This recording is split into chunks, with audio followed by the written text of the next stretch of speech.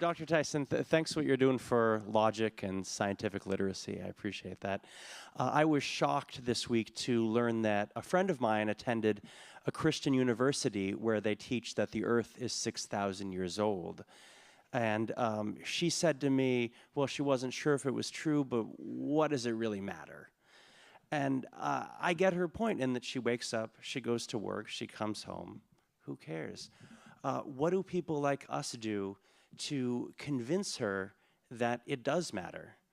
One idea is to maybe get you sign a book to her, but any other ideas you have would be Yeah, sure. No, like I said, I'm a big fan of free speech. The fact that evidence that we're in a free country is that you can have a whole legions of people thinking the universe is 6,000 years old. That's created in six literal days.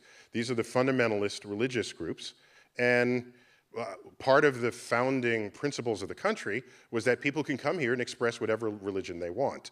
The problem is, since we have a pluralism of religions, is that the right way to say we are religiously pluralistic. Plurality. Thank you.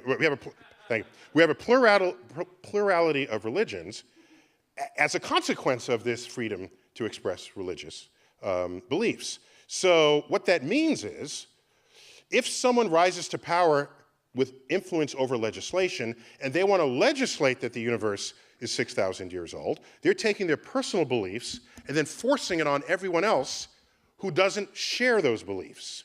And the difference between an objective truth and a personal truth is that an objective truth is true whether or not you believe it, whereas your personal truth may be true for you, but someone else can have a completely different truth. So all it means is we should not encourage those people to have power over others.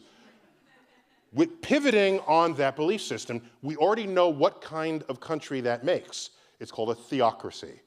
And this country made sure that we went as far away from any kind of governing system that has sort of a dogmatic foundation to it, which includes religions or deep political philosophies where they're insensitive to criticism. You have things like Nazism religion is not the only force that would completely change what kind of country you have if it became the governing body.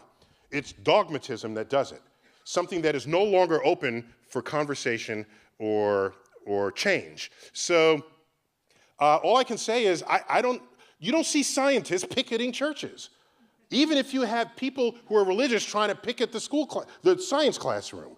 All right, it's a non-two-way street there because we respect what they do. It's fine. Just tell them, give them an if-them statement.